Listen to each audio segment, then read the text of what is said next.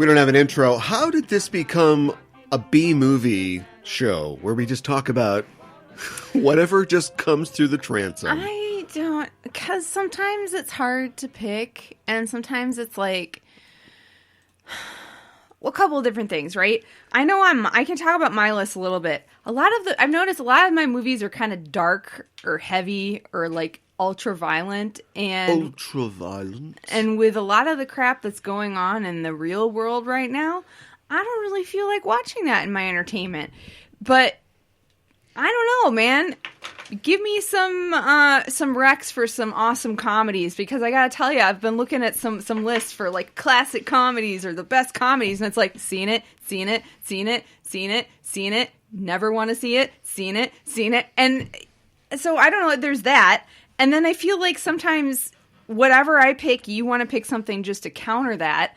So whatever that means, on that given day. So sometimes it's just like, what do I feel like? And sometimes it's like, well, let's have a good mix here. And then it's also like, what's available and what can I put in front of my eyeballs like right now? But you started so pure, and I know I made fun of you, but like you started with IMDb.com, give me your 100 best movies, yay. Well, no, that's not entirely true. I don't really care. For like over 15 years running, I think since the existence of IMDb, Shawshank Redemption has been their best film. Now, that's a fine film. Yeah. But it's been number one forever. And you know why? Yeah. Because there's a certain type of person that votes for those, and they just like that film, I guess. Mm-hmm. And, it's not, there's just not a lot of like latitude in their thinking.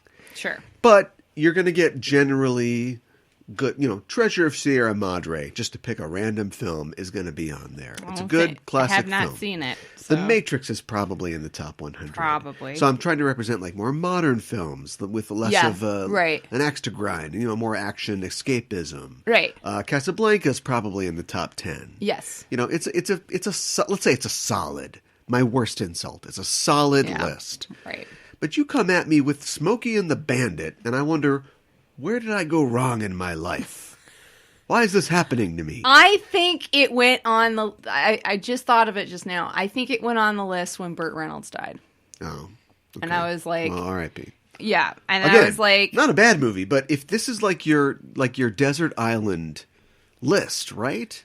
You're not going to like, I can't go out without watching that bandit. Is Smokey going to get him? Yeah. I'll never know. I know. Why not Every Which Way But Loose? I've never seen that. Or what's the... let's not get into that. We got enough monkey business to get into today. Yeah, we do. Oh, whoops. Did I spoil it? I think the monkey's out of the bag. We have 2 films today with 2 spectacular mustaches in them. And we'll get to that. Yeah. Right now. Uh-huh. You won the toss. I did. You always do. Let's start with your film. But you make the toss, so it's not like I'm cheating. I don't make the toss. No. I mean, you actually like roll the die. I'm not over I'll let here. You roll. Okay, fine. But I was just going to say, I'm not over here in the corner with my arms around the die being like, who's really it was cheating. even. It was even. We'll know whose news is the fakest. Mm-hmm. Okay. Why don't you go? Okay, well, my movie is a Marx Brothers film called Monkey Business. Yes. And 1931. Yes. Why don't you... Do you want to give us a... Well, I can give you everything. Yeah. If you want. Yeah. It's a synopsis would be great. It is it's a Paramount film, one of their Paramount films. It's their 3rd film, and it is their first film to not be based on one of their shows. The way that Coconuts and Animal Crackers was. Okay. And I don't know that I've seen... Have I seen Coconuts or Animal Crackers? You have seen a very pittance of Marx Brothers films. I know I've seen Duck Soup. Well, you've seen the best Marx Brothers film. Yeah. In this podcaster's humble opinion. Yeah. And yes, and it's... I don't know what else to tell you. Margaret Dumont is not in this one. Zeppo is. And there is no real like matrix for how to figure that out necessarily. But no, I didn't realize there was a fourth Marx we'll get brother. into it. Okay. And they're just the four stowaways in this. That's the only really identity that they have. They're on a boat from somewhere, Europe presumably, headed to New York. And it's also a gangster movie, I guess. The four stowaways are hiding barrels in the hold, and they get out, and they cause mayhem on the ship. And they inadvertently get involved in a gang war between a retired gangster, his beautiful ingenue daughter, and the other gangster who's going to rub him out. And it culminates... I didn't realize he was a retired gangster. I thought he was just a rich guy. Well, it says in the paper, like, racketeer comes back to America. Oh, okay. Because I guess the libel laws were softer back then. You'd think he wouldn't want to be labeled as a racketeer. Like, he'd sue them, right? Who would want that? But it's about press. I mean, we just saw The Untouchables. You get it. Like, the notoriety or whatever. Sure. The third act starts at a party, sort of a coming out ball for his daughter, who's kidnapped by the rival gangster, and the whole thing ends up in the old barn down the way. Yeah. I know. Maybe stick to your stage shows, guys. No, they get better from here. Yeah. Why did you pick this? I have a couple of Marx Brothers films on my list. I feel like I haven't seen that many of their films, so I want to educate myself. Sure. And I think this was the first one that I listed, so this is the one. I didn't know much about it. Why didn't you before watching? Say Animal Crackers first, or the Coconuts, their first one? I don't know. Okay. Yeah. That's fine. Wow, there's a lot going on in this. I feel like there's not really a strong plot. It's just like it's a bunch of bits, which are good bits, and just kind of a loose plot. There are a bunch of bits around it. Let me give you the entire catalog of Marx Brothers movies right now. Are you ready? I'm not writing anything down. Should I be writing this down? No. No. You one day you too will have this burned into your brain. There is a comedic opening where we introduce the characters. Then we have there's a Groucho Chico scene. They always do a bit together. Okay. Then there is a Chico Harpo scene. Then, depending on whether Zeppo's in it or not, we introduce the ingenue, and Zeppo either meets cute with her, or it's whoever the other male ingenue we've hired is. Right. Then there's an extended bit in the middle where Groucho has some other side piece that he's working on. Sometimes it's another woman. Yeah. Sometimes it's Margaret Dumont. Sometimes it's both. Then we have an extended music sequence usually where Chico and Harpo both play their instruments. Yes. Then we have a long, like, weird action bit. Sometimes Chico gets a solo thing usually, and Harpo also gets a solo thing where he cuts up and destroys a lot of things with his scissors or blowtorch or whatever he's got. Then we all wrap it up in a finale that may or may not bring everything to a close. And then it's over. Yes. Sometimes we put another Groucho Chico thing near the end, and it's over. Yeah. A Marx Brothers film. Yeah, right. Now, you write the jokes. And if we've got an elephant or a cow in this case, or some horses, we're good to go. Yeah, exactly. Yep. Animal actors. That's how you do it. That's all you really need. Yeah, I guess. It really does just end, though. Sometimes it's more or less musical. Yeah. Sometimes the brothers are involved in the musical part of it. Sometimes we just give that to the ingenues. Yeah, right. There was singing in this, too. Yeah. Yeah. That one song, the Nightingale song. Okay, well, come on, we'll get there. Okay. So why don't Zeppo's in Duck Soup, isn't he? Is he? I don't remember. It was so long ago when I saw Duck Soup. I don't even remember. Zeppo's definitely in Duck Soup. Okay. He doesn't do much in it. Okay. Maybe I just didn't see his name at the beginning credits when I was watching it, or that's not burned in my brain. And I'm like, what? There's a fourth Marx Brothers? There's 5 Marx Brothers. There's 5? Yeah, okay, so... Wait, what? Zeppo's the youngest, and Gummo was part of the stage show. But Gummo went to war in 1918, or 1916, or whatever. He went to World War I. Oh, and so Zeppo filled in the stage show. And Zeppo was like... Zeppo is Zeppo. Like, Zeppo is... He never developed his own comedic persona in the same way that the other 3 and 4 Marx Brothers did. Mm-hmm. But he was, he was the baby, right? So he's... from what I understand, like, he was really good. He could do everybody else's part. He was the understudy. Sure. So, like, I don't know, Groucho got real sick at one point when they were doing, like, Coconuts, and Zeppo just did Groucho. And because he's wearing glasses and you paint the mustache on, nobody can tell the difference. Okay. So he could, like, do everybody else's things, but he just never had his own kind of bit. Okay. And by the time, I think Duck Soup was his last film, he moved into... management after that, and also he's a smart guy. Like, he moved into like engineering and had a whole other thing. And I think he was also like managed money for the rest of the family, who they were not good at managing their money.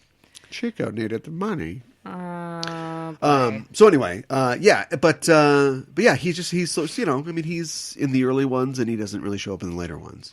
I call him the Lost Marx Brother, except that's Gummo. He's not the last Marx Brother. What happened with Gummo? Gummo just was never part of the film act. Like, by the time so he came back from the war, okay, but he just wasn't in the films. Right. Yeah. Okay. I thought you were going to tell me that he died. I was really concerned. No, he's okay. It's fine. Okay. So these are their actual given names. Well, their last name's Marx, but they have they have different first names. Okay. Yeah. That's what I was like, what? His first name is Groucho? And No. And Chico? Okay. All right. That's why I was confused. Like, no, Marx, I can believe, is their actual last name. Like, Groucho's name is Julius, and Chico's Leonard, and... Okay. Zeppo's like Howard or Harold, I think. Yeah. Okay. They have like normal-ish names. Sure. Okay. Yeah. Now, what is the story behind the title of this film, Monkey Business? Because, so I think animal crackers, monkey business, horse feathers, duck soup. All of the, I think they're all the Paramount films. They're just, it's like putting a gorilla on the cover of a DC comic, a Superman comic book. Films with animal names in the titles just did well for some reason. That's so funny. And so it doesn't really matter what they're called. Yeah, nobody even says monkey business in this, which is fine. You know, whatever. So they just use that as a guide. That's so weird. Okay. All right. I don't know. I love Groucho. I mean, I think all of the Marx Brothers have their strengths and their own comedic stuff, but I just really love Groucho's character and his shtick, and he's so funny, and like the mustache is ridiculous, the cigar, the weird jacket, and just the way he walks around and he says things and he acts like he's in charge and people believe him. And it's like, I mean, I feel like I know I was asking you, like, how much of the Looney Tunes how much did Looney Tunes was inspired by the Marx Brothers? I feel like Bugs Bunny is like Groucho in a lot of ways. Well, that's what the carrot is. Yeah, right. It's a cigar. Right. But Bugs Bunny was created in 1938, and so he was definitely inspired by Groucho, but also like this is just like I used the example before, like how much did Will Ferrell inspire Judd Apatow, or vice versa? Like it was just like the style of comedy at the time, to be sardonic and then also to scream and get naked or something like that. And so I think that's that like Will Ferrell. Bugs Bunny would have probably been Bugs Bunny. I mean, he's got a huge debt to Groucho, but just the humor of the Looney Tunes, it's just like that was the humor, the style of the time. Yeah, because you see it in there's less physical abuse, but it's the Three Stooges. Yeah, this is kind of the way it was. So. Yeah, this is not the best. No. I mean, like, when you're looking at Marx Brothers movies, catalog, unless it's the big store, or Go West or whatever it's called, you've got an embarrassment of riches. You've got a lot to pick from. Mm-hmm. I just don't think that, like, I think the plot helps. There's no plot in this one. There's no really. plot. And I think a plot does help. And also, don't give the straights any funny lines. We're not going to have the straights be funny. Yeah. And I don't know know any of these people because, it's not like Clark Gable's in this thing. No. But like whoever the Groucho's love interest was, like the Yes. gangster mole or whatever. I mean, Yeah. she's fine, but Yeah. but they're giving her jokes and she's doing bits, and it's like don't do bits. Yeah. And later on, obviously when they have Margaret Dumont, who's like the ultimate not doing bits, like the ultimate straight woman. Yeah. Or like much later on in like in the MGM films, like A Night at the Opera and stuff. It's just like now we'll just have like there's a total like kind of crappy romantic movie going on that the Marx Brothers run in and keep interrupting. So you've got like, right. a guy and a girl who are like, fairly good actors and good singers, and they're doing, they have got their own little thing. And the Marx Brothers are kind of like running in and either interrupting that or like facilitating it somehow. Like, I think that's like, that's how it works. Mm-hmm. But don't like try to give stuff. Nobody can keep up with them. Do you know what I mean? And all you get is things like Groucho like doing the. It's almost like I never know if like how contemptible his stuff is because he's literally making fun of people, but I feel like he's not taking it seriously like the entire movie when he does like the. I'll never forget what you did for me. And he's doing the cowboy thing. And then he puts like a cowboy's hat on and he just kind of like walks off. And they're doing like a whole off screen bit where the horse hooves like Monty Python. And all the other actors just standing there and then like, they're just like fakely laughing at him. And I know. It's just so, it's like Brechtian. It's just so weird. It is a little weird. And you can avoid that. Yeah. having a plot. I did enjoy the initial Groucho Chico scene a lot. That's a very stagey bit. That was the kind of thing that they would do in their stage show. Yeah. I'd like to buy back my introduction from you. Yeah, that was a great line. That was probably one of my favorite lines in the whole film. Yeah, that was really great. There was some fun with Groucho and his love interest with going in and out of a closet and like I guess like it was fun. That was pretty threadbare by the end. They worked that to death. They did. And then at some point, like she thinks that he's a lawyer or something. Yeah. Or I don't know. See, I never know because none of them can be as can communicate as much as the Marx Brothers do with their bits. So I never know if they're in or out of it, like if they understand what's going on or they don't. It's one thing when Chico and Harpo are, they're just frustrating a guy who's trying to get them, like in Duck Soup, he's trying to get them to follow Groucho, and so he just wants the information from them, but they're just like working them over back and forth and cutting the tails of his waistcoat and stuff like that. Right. But like with the girl, I don't know if she gets it or not. So at one point, like he says that he's a lawyer, and then she's like, "Oh, well, you're gonna have to help me get a divorce." But is it like playful talk, or does she really get it? It's unclear because he's never. It's unclear. Later in the film, it's not like she thinks that she just becomes his like kind of side thing that never really consummates, Yeah, right. He's like, "Madam, when I'm done, you'll have grounds for divorce." So my wife. Yeah, which was another good line. Yeah. I'm trying to Harpo at the puppet show, that was fun. The Punch and Judy show. Yeah, the Punch and Judy show, that was funny. And it's Punch and Judy is violent, right? It's puppets, but it's a lot of it's whole bit. Yeah, right. It's like playing the harp is right, his whole thing. Exactly. So and chasing ladies around. I don't know. I think that probably didn't age very well. It's 1931. I know. But even in 1931, it's 100% like it's like a picture. What am I trying to say? It's completely removed and detached from what it is. Yeah. Do you know what I mean? Like it's not like he says. I mean, he can't talk, but he doesn't say any lines. It's the whole. What's he going to do when he gets them? Nothing. He's never going to get them. It's a cartoon. It's a cartoon of aggressive sexuality, which if you can get, there are so many things to get mad at. If you can get mad at this, are you mad at Pepe Le Pew?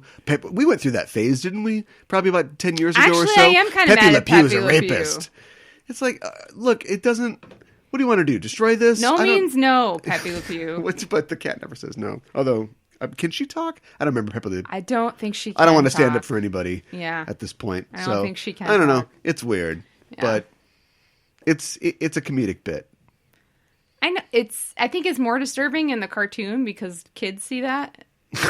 Yeah, I guess. It relies on the idea of you have to, because like this is what I'm trying to say before. There's no every single week I'm defending some outdated thing, and maybe the best way is just to burn all the old films and we cancel this show. We just move on with our lives. Look, and honestly, I'm really close to accepting that.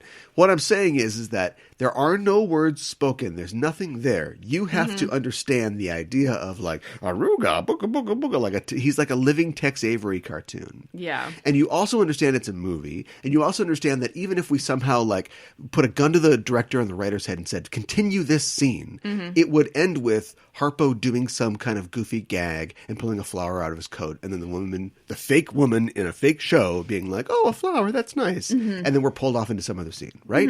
It's just like, it's shorthand for like for male lust, which doesn't sound great.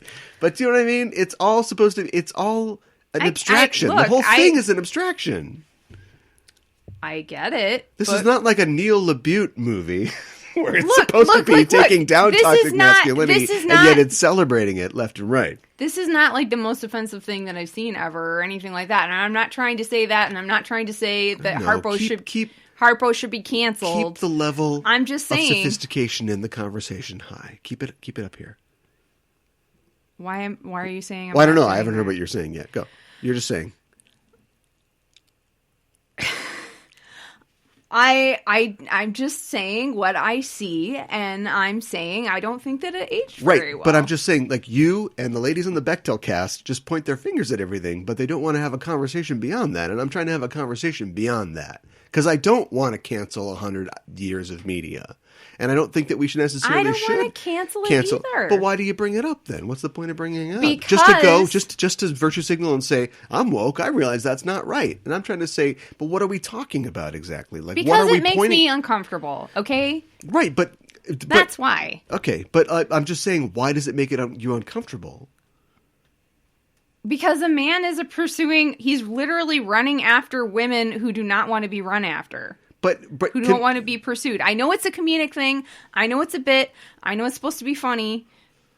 I'm just saying I don't think that it has aged well. That's all I'm saying. Right. But you don't want to get into the... It's like an entertaining show that makes you feel uncomfortable every week. That's what we bring to you. COVideos. I'm not exactly sure what you're trying to get me I know. But I don't think that in this hour-long show we can get all the way to the bottom of it. Let's continue the conversation on Just Enough Trope, which you can hear on Monday. The Maurice Chevalier scene. Do you know who Maurice Chevalier is? No. Okay. Do you have any idea after having seen that scene? You're gonna have to be more specific. I have no idea who this is. He's a singer. Oh yeah. Uh-huh. And one of the songs that he sings... Yeah, right. Is the Nightingale song? Yeah. Yeah. He's a popular singer of the time. Sure. In 100 years, they'll be looking back at us and going, who's this yummy Justin Bieber kid? Right. Why are they making fun of this man? Right. This 12-year-old man. Yeah. So anyway, that's... they're just doing a bit. Yeah. And they were saying that Harpo kind of looks like him. I don't know if that was a joke or not. Maybe it was a joke. Kind of. Okay. Only, I don't know. He doesn't have a wig on or a painted on mustache, I guess. So, but yeah, that's the boat or the bit they're trying to do to get off the boat. Because going up and saying, I'm just trying to sneak off the boat, that's all. That didn't work. So they have to do this bit. That's great. I did really like Harpo's bit in that because they all take turns trying to say that they are this guy and singing the song. Well,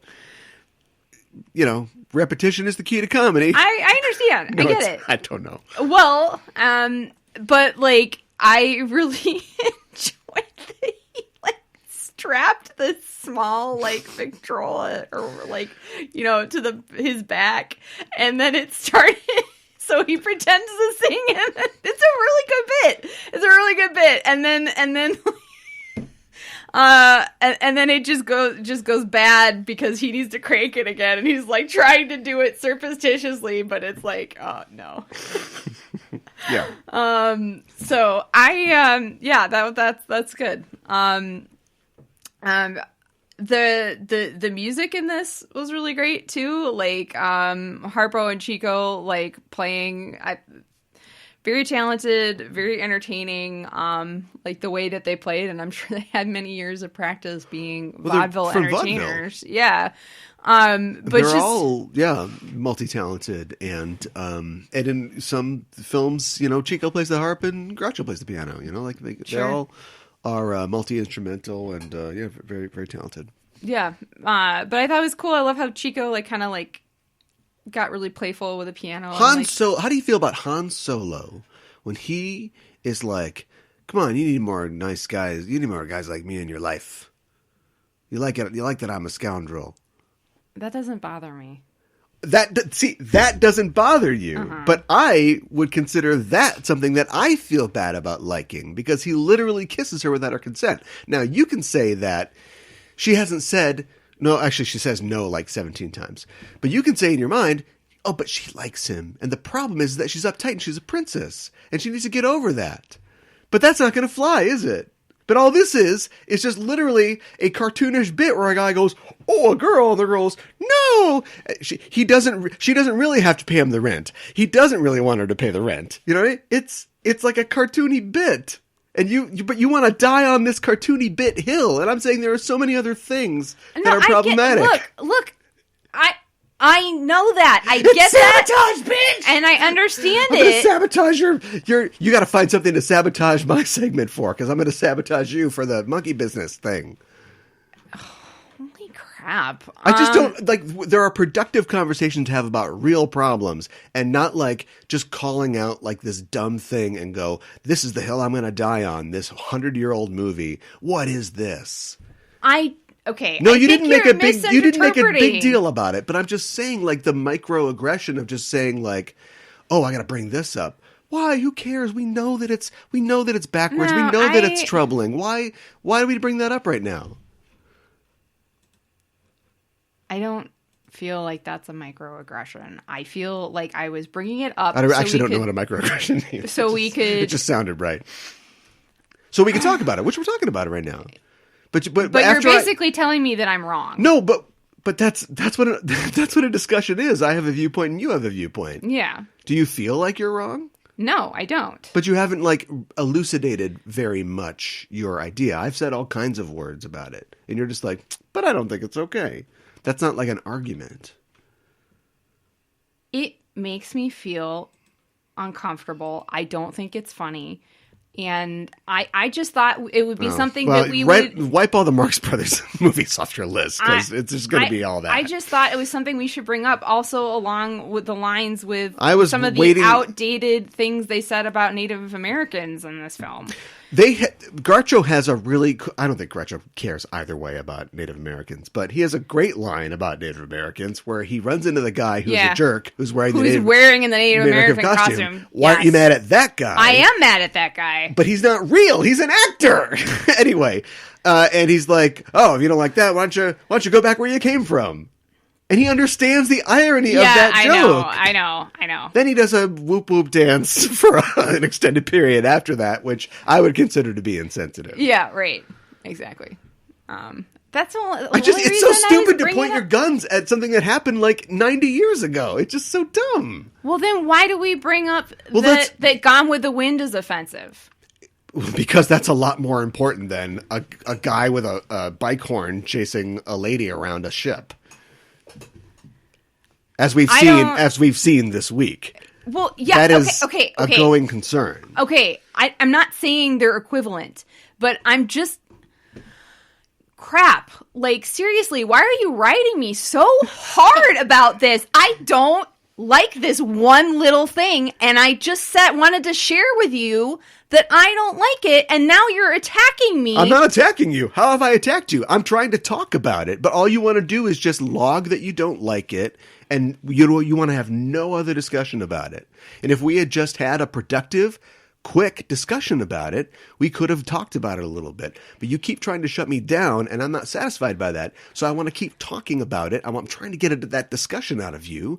I agree with you. It is backwards. I agree with you that it doesn't really work. But there's a lot of transgressive stuff in comedy, and we can't just eliminate comedy completely, and we can't eliminate old movies. We have to talk about this kind of stuff. But you just want to go, I don't like it. And that's like literally like the definition of virtue signaling. Whether positive or negative, good or bad, you just want to say, look, I get that you don't like it. You are logged in as not liking it. I'm not super fond of it myself, but I wanted to have a discussion of it beyond just us saying, yep, we're both on the rolls. We don't like it. I just don't understand. I'm sorry that you feel, I'm not trying to attack you. I'm sorry that you feel attacked. I just don't like. On our fun show. Why? I mean, it's probably more a signal of the times than, I mean, like, obviously stuff like that was more widely accepted. No. Stuff like what? See, now you want to have the conversation, but you denied it 3 times like Peter. And so that's a Bible reference. And so we can't have it because we're already running over into next movie time. I appreciate now. In fact, I recognize now that you're trying to have the conversation. I just wish that you had. Maybe I didn't make it attractive enough to you to have, but we can't do it now because we got to go on. Now I have to, you've actually come and knocked on my door and I have to slam it in your face because we have another movie to talk about. Freaking fantastic. I don't care. Let's move on then. Maybe next time be more open. I didn't have to say that. No, you didn't. Okay, let's talk about my movie, which is terrible. Oh my God. It's called Rapid Fire. It's from 1992, and it's our, somehow, second Brandon Lee movie. He's got one more. Oh, no. And we'll definitely do it in the future because it's a Dolph Lundgren movie, too. But, okay. Yeah. What's it called? Showdown in Little Tokyo. Okay. I feel like I've heard of that before, maybe. No? Well, maybe. I haven't seen it in a while. Oh. And Brandon Lee is not Japanese. No, he's not. I don't know. So I never even thought about that. And you know who else is in it? Who? Tia Carrere. Okay, I don't think I know who that is. You do, but don't worry about it. Okay. And she's Hawaiian, so she's probably on a long enough timeline. Maybe. More Japanese than Brandon Lee is. Way back, sure. What happens in... whatever. In Rapid Fire. There's a lot of Japanese people. Why is it? There's a lot of Japanese people in Hawaii. Yes, there are. Or Japanese heritage. Yes. Or actual Japanese people. Correct on all of those accounts. Now, if Harpo had said all that, how mad at him would you be? I don't hate Harpo. Stop harping on me about Harpo.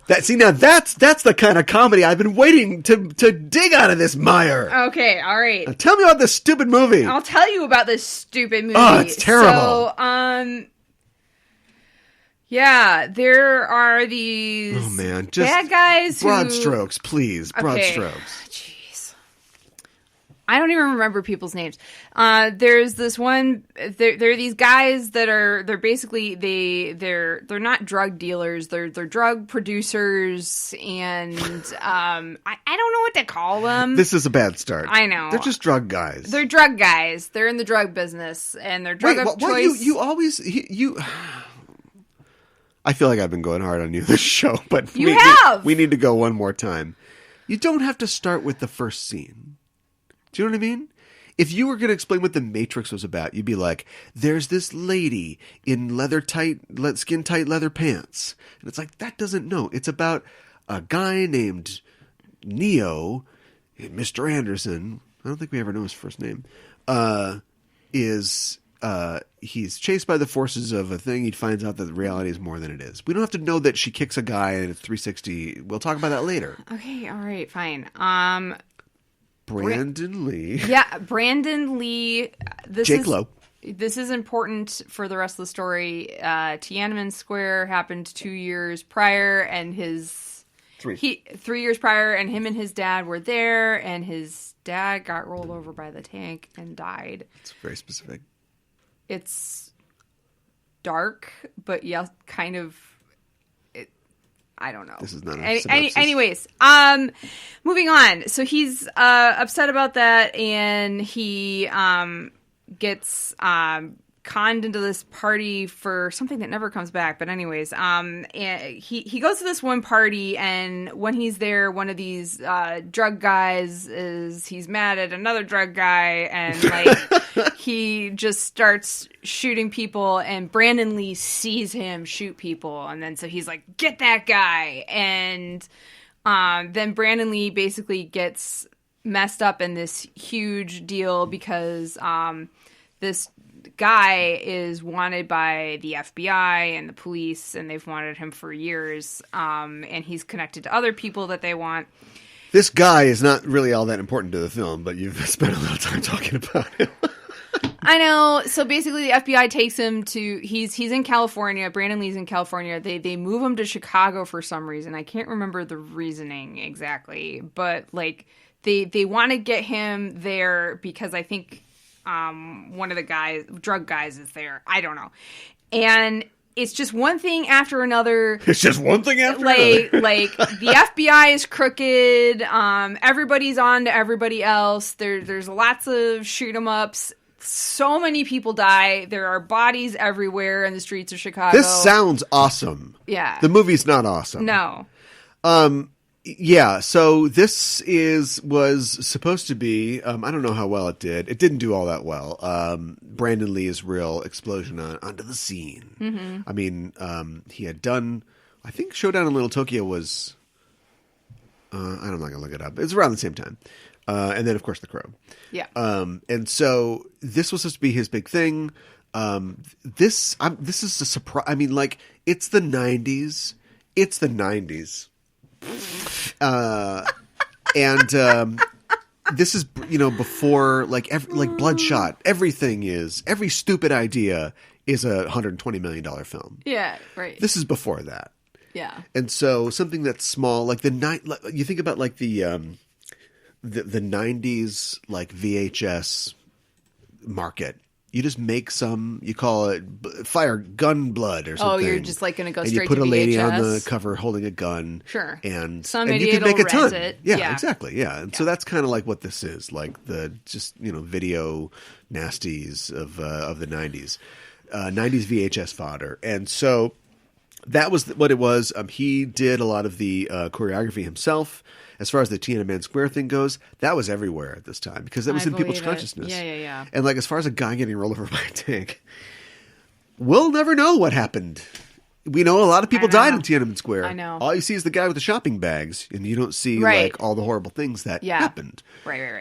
But that was like a part of a lot of storylines. There was another cheap, crappy show with a karate guy called Vanishing Sun. Okay. There was a series of TV movies called Vanishing Sun about a guy and his brother who were survivors of Tiananmen Square, and they became political prisoners in the U.S. And the guy is just like a kung fu expert, and all he wants to do is just work his job and have sex with Rebecca Gayheart. And then his brother gets involved in like the Chinese triad mafia, and so it's like the two lives intersecting. Okay, well that sounds awesome. It was awesome. Oh, okay. But anyway, more awesome than this. But yeah, a lot more awesome than this. And we really don't have to talk about anything in this movie. I kind of want to talk about Brandon Lee. Okay. Because let's do it. You asked me. Yeah. Not leading, because you don't know really how to ask a leading question.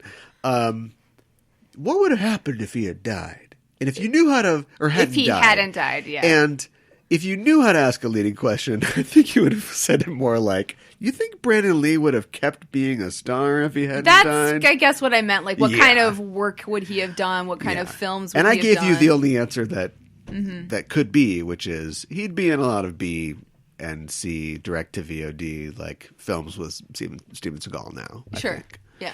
The guy that directed this, Dwight Little, directed Marked for Death, the Steven Seagal film, and never really directed anything all that great. Maybe he would have got it someday. It's tragic. His life's ended before its time. Yeah. Maybe he would have got there someday, but the 3 films that he's in, he doesn't have a it yet. very strong actor. No. He got to do a lot more martial arts in this film than The Crow. Yeah, and like I said, he choreographed the martial arts in this film, but the cinematographer and the director let him down. Because I'm sure the fights were planned out well and looked good, but it's not shot in any kind of way that communicates that. It's hard to tell sometimes what's going on, what's happening, and the shots that were chosen. Like, I think you said something about the editing too while we were watching the film. Like, sometimes the shots that were chosen, it's like, well, why this shot right now? Yeah, you know.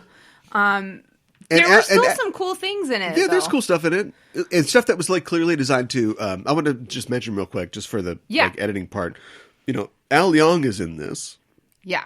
Legendary stuntman and actor, and he doesn't get to do a lot of like actual fights, hands-on stuff. He's either electrocuting Mel Gibson or he's eating candy bars in Die Hard, but he's a badass. Yeah. Was he one of the 7 young men or whatever it's called? God, where we're going? He's from the whole Hong Kong school and that thing, right? Yeah. I thought he was one of the guys with Jackie Chan, but don't know enough about it. There's a kick-ass fight with him in this, and which I say kick-ass speculatively because you can't really tell because it's not shot well. No. And as far as like what they had in mind, like remember this is 1992, so this is like around the time of Hard Boiled actually coming out in Hong Kong and like John Woo doing his stuff. Rumble in the Bronx isn't until like 95, right? Jackie Chan, that's his like when he hit the American shores. Yeah. So if this had been good, Brandon Lee could have been the guy surfing dude, the wave of Hong Kong movies coming to America. But it sucked, and so it wasn't. And then Jackie Chan would fight guys with he kind of stole that from Police Story, but like fight guys with a coat hanger, and then and he's doing the 2-gun thing. And you think about like Van Damme's entire career in the 90s, like there's a lot of Van Damme in this. Yes, I was reminded he's kicking of that. Guys, he's shooting guys, it's not like he's just but it's mixed. He's like using I wouldn't even call it all martial things in the environment like Jackie Chan, and so like he clearly like saw that coming and he was ready to jump on it, but nobody else was ready to go with him. I don't think it's unfortunately. Yeah, I think you're right. There was this really cool. I think this one part in this one fight that like sticks out to me the most. It might have been like the the last really big fight, not when he fights the last guy on his own, but somebody is shooting at him and he does like a somersault out of the way and then they shoot the guy behind him. It's or the guys, I liked it. Right, the guy's running down the stairs and he kicks through like 3 banisters or whatever to like, right. Yeah, it's cool stuff. It's, unbelievable stuff, but it's a movie. But it just doesn't look as good as it could. And then the story is ridiculous. And I've seen a million 80s and 90s cop movies. They work so hard on the scripts for these, and then they just completely fall apart and make no sense in the second half. So like when this movie starts off, we've got a kid who's survived Tiananmen Square. Yes. His father was killed in Tiananmen Square. And from what I understand, his father might have been like a Chinese national born in China, but like surfing motorcycle kid is clearly American, right? Yeah. So they went back there for some reason, and his father was... that's not clear. I think his father was working like for like U.S. intelligence or something like that, but that never really comes back. Up. And Dustin Nguyen from Jump Street is in the beginning of this trying to get him like to sign up for the cause, when they're protesting at Berkeley or wherever he goes to school. Yeah, and that like disappears. Never comes back. Yeah. And so that's our hero. Our hero gets then involved in, he sees a heroin drug lord commit murder, and so he's the perfect witness. The FBI puts him in a safe house because the trial's in Chicago, but the FBI is dirty. Yeah, right. And tries to kill him, but Powers Booth and his crew of roustabouts, whose headquarters are in a abandoned bowling alley. What? Yeah. And So when Brandon Lee tries to flee the safe house where the FBI guys are trying to kill him, he lands in an alley where Sexy Cop pulls a gun on him because she doesn't know who he is. Then regular old PD, black and white, rolls up, pulls guns on them. Yep. Then the dirty FBI shows up, and it's like a 4-way Mexican standoff. And what is that? Nobody knows what's going on. I know. Yeah. I know. And it's horrible. And then he, somehow gets a gun, and he, pulls it on the lady cop. Yeah, right. And he takes her hostage, adding a fifth friend in this war, him versus himself, to get out of there. And then later on, the mob calls the dirty cop, wrong witness died. Yeah, right, exactly. But he's triple agenting on them, and then the bowling cops are listening into that. And I know. It's like hats upon hats upon hats. It's not even hats. It just doesn't, there's just, and then none of that really matters at the end, because we know that Powers Booth, who usually plays a bad guy, is playing a good guy in this. Yeah. Just listen to him and everything will be fine. Yeah. And, it's just ridiculous. But in a lot of ways, there's, everything in a movie is cheesy, and you have to do it well to pull it off. And there's a lot of things that you see in this. You were talking about the flip, and I was talking about the Jackie Chan bits. Mm-hmm. Remember the bit in The Rundown where The Rock, throws himself through the column and it makes the platform fall down with the guys? Brandon Lee does that in this film. He does do that. To take out the big guy. Yeah. Who's just, I assume there's spaghetti all over the inside of that thing after that. That guy so just pops spaghetti. Like a tick. Yeah. Because that's all he does the entire movie is eat spaghetti. So it just sucks because I feel like there was a lot of potential in the film. He was apparently in talks for Rapid Fire 2 when he died. Oh, that's too bad. Doing what? What would you do? He's just going to draw more naked ladies, and then they're going to be like, "We need you." Yeah, right. There's going to be more heroin. They already stole sheets. The opening from Rambo 3. I know. So what are you going to steal the opening from Rambo 4? Jason Lee is just working a boat in Cambodia. Brandon Lee. You said Jason Lee. Oh, Jason Scott Lee. Although Jason Lee kickflips. If this is made in 1995, it would be Jason Lee. He's kickflipping off a half pipe, and then Brandon was like, "Whoa, you spilled my coffee, dude. We got to fight." Something else is he's a good-looking guy. That might be all that he's got, except for his fighting skills. Yeah. And the movie knows it, and the movie, there's this ridiculous shoved-in sex scene. And the sex scene, there's an opening where we're showing whoa, he's trippy. I guess he's training with his father. He's fighting. We know he's got skills, right? And it's focusing on him. And then the sex scene is objectifies him more than it does her. Yeah, there's a real focus on his abs, and she's slowly kissing his abs. Yeah. And then she gets down on her knees and she just looks up at him. Yeah. Oh my God. And I'm I'm not against it. No. But are they shooting for the ladies of the audience here, or is Brandon Lee here's another extra $200? Make sure you make my abs look good. I don't know, but I thought you were gonna say when he gets to the safe house, I don't know, maybe he's just wearing a tank top. He's come on a plane. Maybe he's just sweat all the way through it. But he's in the kitchen and he's hungry and he's bored. And all of a sudden he is in that scene, he doesn't have a shirt on anymore. And I'm like, why does he not have a shirt on anymore? Because he's Brandon Lee. It was whatever. I know, but I just they found excuses to show his abs. I just thought that it was really interesting, and I think that we have now we figured that out because every Marvel hero takes his shirt off, and we know that now. Yes, but it was even avant-garde in that way. Yeah, sure. Here's what wasn't avant-garde: the girl cop, she's fine, and You've never seen her before. I don't think she had a really long career after that. But what if that was also a thing? Not to take it away from Brandon Lee. Mm-hmm. What if that was a Cynthia Rothrock or a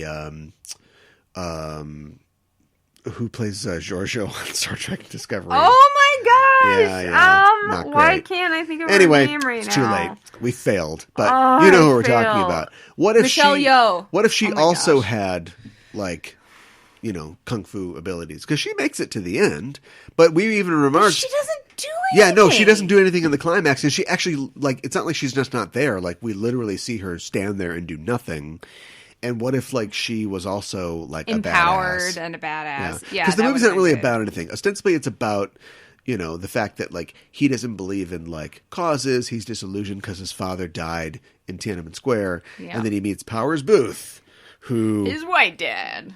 Yeah, right. Who like berates him for not having a cause, but who is proven like to be like his cause is ridiculous. Because and also like reckless because so many people died. Yeah, so many on both sides. He's got a great line after my gosh. After the stakeout / shootout when they just completely destroy an Italian restaurant by shooting 8 million bullets into it, and then Brandon Lee somehow comes out of there and he's like, "I hear Beirut's looking for a police commissioner." I know. Which, that was. Now I would say that's politically incorrect. Yeah. But Beirut was the punching bag or shooting bag for at that time. Things like that at that time. I did think so. I didn't know what to expect when this movie started, but it was like, okay, go ahead. So the point is that then he yada yada yada believes in something. I guess because the whole movie because Powers Booth is his dad now. The whole movie, Serrano, the Italian mob boss, wants to kill Brandon Lee. They bust him at the end of the second act. And then Brandon Lee has to face off against Yo. I don't think that's... Tao. Tao, yeah. Who is not Chinese. I don't know. Let's just say he's Chinese. He's Asian. Who is an Asian drug lord who he has never met up until this entire point. I know! The movie opens with Tao and Serrano meeting and talking about their history. And he goes undercover as a racist Chinese laundry caricature. Ugh.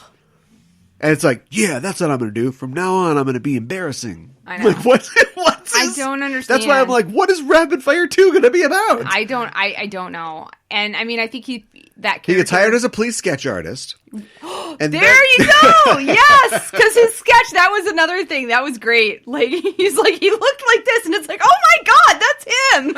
Ooh, we got to put that in the storyboard. What gun is he holding again? Yeah, it's just like he's like got the hatching on the shotgun. It's like, oh man, this is great. So intense a look. I know. But I thought it was. You're like, okay, let's watch a Brandon Lee movie. It's martial arts. Oh, this? You're supposed to be watching good movies, and I'm supposed to be watching movies which could be good, and I haven't seen, but also like, was that any good? I didn't promise that my movies would be good. They're just on my list. Okay, all right. Here at the beginning of this new year, let's figure a couple things out. One, we probably shouldn't talk about like sex issues or sexism or being sexy. Okay, all right. We could do Spinal Tap. Number one. And number two, your role was supposed to be completing your education of important movies. And my role was going to be, I was going to go on like an Easy Rider like journey through cinema where I was just like, just feeling it, man. Just getting out on the highway for adventure. And maybe seeing if that movie that I saw in 1992 was as good or bad as I remember it. Well, but I also just want to watch movies that I want to watch. Is that not allowed? Well, if it's going to be like... What was that one that you wanted to do? you were reading off... Smokey and the Bandit? Look, I like Smokey and the Bandit's fine. I just don't... Do we want to enshrine Smokey and the Bandit like on our show? Are we enshrining these films? I thought we were. Well, not rapid fire. That's for sure. We're watching them and we're discussing them, and sometimes they're films that like have this reputation for being good, and we watch them and they're like, ooh. I'm gonna have to do a Tarkovsky film next show. I'm gonna have to. Okay. If that's where the chopper takes me. But what if I go into Louisiana and I go into a real bad parish and I'm in a diner? It's like, oh boy, I hope we don't find out that Jack Nicholson was beat to death when we wake up tomorrow morning. I don't know what's going on right now. I said Easy Rider before. And okay. Yeah, I know. Holy cow. That's intense. I want all Steppenwolf montages and not LSD cemetery montages. Because I feel like this whole show has been, I hate you, mommy, or whatever. Okay. I mean, build on that. I will go through. I feel like I've given you a Lego break to click another Lego on. That was easy. Go. I'm going. I will go through my list and I will call things if I feel like. That wasn't funny. I was asking you to be funny. You don't have to cull, but maybe you should post your list, and maybe we could let the fans cull it. No, that's not the point. These are films that I haven't seen. They don't know what I haven't seen. Do you know what the point of producing, of being an artist is, a performing artist? Being entertaining. No. No? It's being a marionette and letting the audience control you. That's what it is. Haven't you seen Strange Days? Wait, they don't control. No. They just experience the thing. Haven't you seen Gamer? Don't see Gamer. No. Oh, I'm going to do Gamer next time. We're so lost. We got like 10 minutes left to talk about. Okay, I wanted to mention that I was in the mood. The reason why I picked a Marx Brothers film was because I wanted to watch something on the lighter side. And then we started watching this, and at the very beginning is Tiananmen Square. And then there's so many. I can work with this. There's a lot of cops, a lot of dirty cops. Some cops are dirty and they're upfront about being dirty. And then like now you're losing me. Dirty FBI agents and like a lot of people shooting people and like no consequences. Right, no consequences. Fun. Is it? I don't know. I don't know. This is your thing. I'm trusting you to land this. Okay, but like Brandon Lee's talk about his dad, he never killed anybody, and like he's killed. I lost count of the bodies, like since he's gotten to Chicago. Like he kills so many people. It's not like he's Batman and he's sending them to the hospital or like knocking them out or whatever. He's hooking them to not them. one but two third rails. Yeah, to the sixth rail. Yeah, and electrocuting them. And they get electrocuted, but that's not enough. That's something that I always find fascinating, which is like, the city doesn't know if your script is any good. If you have enough money, you can literally just buy a permit. Right. And then just shoot. On the L. On the L, track. on the Empire State Building, at the 9/11 Memorial, just like on historic locations. Like you can just shoot a terrible movie, and there you go. Yeah. And then I said to you before I said, what did I say? Sometimes it's Splash. They don't know if it's Splash or if it's Remo Williams. Right. And that's like assuming that Splash is the good movie in this Statue of Liberty scene. I don't know. It could be Remo Ghostbusters 2. Is. That still doesn't work. Has any movie been had a scene at the Statue of Liberty and been good? What about the X-Men film? I can't believe that you. First of all, were they ever anywhere near the Statue of Liberty? Actually, I don't know. Yeah. It was probably Hugh just Jackman a set didn't piece. Weirdly cut off one of the horns of the statue, but also flip back on to one of the part that was left. I need to rewatch some of those earlier films at some point. The X-Men films? Yeah. No, you don't. Oh. People, do not let her put those on her list. On my own. They control us. Yeah. Okay. Gamer. I don't Michael know. C. Hall Dexter is Okay. Gamer. Okay. I have no idea what that's about. It's about reality TV. It's in the future. Terry Crews. Actually, Gerard Butler, right, they're convicts. It's the Running Man. Convicts get chips in their brains that allow gamers to control them. So you're not controlling Ivor, the Viking. They're real people in the real world. Okay, gotcha. Say goodnight, Gracie.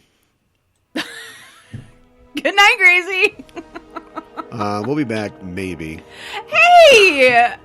I'm gonna chase Mika out of the room. Hey! And then get a lecture about it. No!